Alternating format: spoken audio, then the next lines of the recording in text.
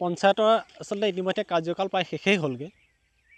পশ্চিম কাজিৰঙা গাঁও পঞ্চায়তৰ অন্তৰ্গত ২ নং কহৰা মহপৰা গাঁও এখন। এই গাঁওখনৰ ৰাস্তাটো যদি চাই আপোনাৰ চকু কপালত উঠিব। এই ৰাস্তাটো দি আচলতে মানুহ কেনেকৈ অহা যোৱা কৰি আছে আৰু আমি নাজানো। এতিয়া বৰষুণ দিলে ইয়াৰ ভিতৰৰ ফালে আমি ভালেমান মানুহ আছে, আমি ইয়াৰ পৰা দেখি আছোঁ গোটেইখিনি মানুহ। এই ৰাস্তাটোৰে ল'ৰা ছোৱালীয়ে সম্ভৱতঃ তেওঁলোকে স্কুললৈ নিব লাগে। ইয়াৰ পৰা তেওঁলোকে চিকিৎসাজনিত কাৰণত ইয়াৰ পৰা মানুহ মেডিকেললৈও যোৱা এইটোৱে ৰাস্তা। ইয়াত আপোনাৰ পানীৰ যিটো আচলতে সমস্যা, এই পানীৰ সমস্যাটো আপোনাৰ এই গছজোপাত থকা ওলমি থকা যোনডাল আপোনাৰ পাইপ আছে, সেই পাইপডালে আচলতে ইয়াত মানে জল জীৱন মিছনৰ অধীনত কেনেকৈ মানুহে খোৱা পানী পাইছে, এই পাইপডালে ইয়াৰ নমুনাই যথেষ্ট হ'ব আৰু বেছিকৈ বুজাব নালাগে। আচলতে চাৰিওফালে যদি চাই এই গাঁওখনত আপুনি একো নেদেখে। ইয়াত জয়ন্ত মল্ল বৰুৱা ডাঙৰীয়াৰ যিটো জল জীৱন মিছনৰ কাম, সেই কামৰ নমুনা এই গছজোপাত ওলমি থকা এই পাইপডালে সূচাই দিছে। আচলতে গাঁৱত মানুহে খোৱা পানী খাবলৈ পায় নে নাপায়। আচলতে ইমানবিলাক যে টকা আহে, ইমানবিলাক টকা যে তেওঁলোকে দিছোঁ বুলি কয়, মানুহে আচলতে বিশুদ্ধ খোৱা পানী খোৱাৰ কথা কয়। এই গাঁৱৰ মানুহবিলাকে সঁচা অৰ্থত বিশুদ্ধ খোৱা পানী খাবলৈ পাইছেনে নাই, তাক চোৱা চিতা কৰিবৰ কাৰণে তেওঁলোকৰ মানুহ আচলতে ৰাখিছেনে নাই ৰখা।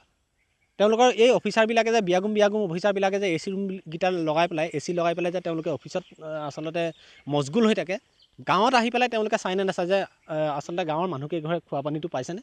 আমি তাত যিটো JJMৰ কাম আৰম্ভ কৰিছিলোঁ, সেই কামৰ অধীনত যিহেতু তাত সমাপ্ত হৈছে চাগে বনাই হোৱাৰ পিছত ইয়ালৈ মানুহখিনি কিয় নাহে চাবলৈ। আচলতে প্ৰত্যেক ঘৰ মানুহক চোৱাটো তেওঁলোকৰ দৰকাৰ আছিলে।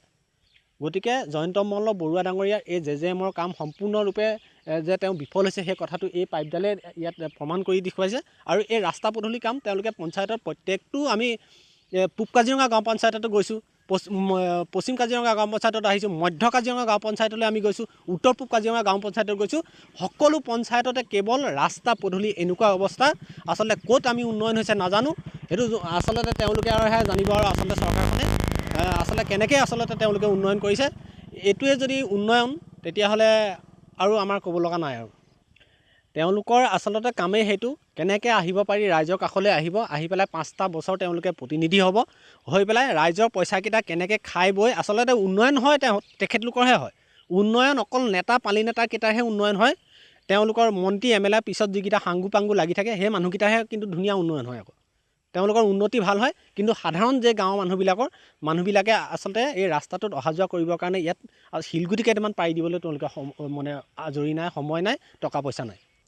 মানে মন্ত্ৰীজনে আহি পেলাই, যিহেতু কাজিৰঙাৰ একেবাৰে দাঁতিকাষৰীয়া অঞ্চল, এই গাঁওবিলাকৰ পৰ্যটক থলী হিচাপে যিহেতু পৰিচিত, এই গাঁৱলৈ সম্ভৱতঃ পৰ্যটকো এইফালেদি অহা যোৱা কৰে, আচলতে গ্ৰাম্য পৰ্যটনটো চাবৰ কাৰণে।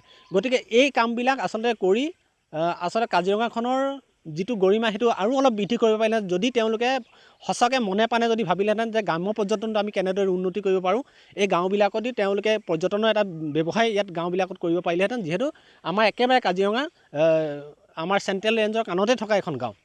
গতিকে ইয়াতে যদি কৰা নাই, আচলতে মন্ত্ৰীজনে এই কথাবিলাক চোৱা চিতা কৰিব লাগে, আমি ভাবোঁ সময় থাকোঁতে, যিহেতু তেওঁৰো কাৰ্যকাল এতিয়া যাবৰ হৈছে। গতিকে আমি ভাবোঁ, আশা কৰিব ৰাইজে, আমি সকলোৱে আশা কৰিম এই গাঁওবোৰৰ আচলতে উন্নতি কৰি তেওঁলোকে ইয়াৰ বিহিত ব্যৱস্থা গ্ৰহণ কৰিব।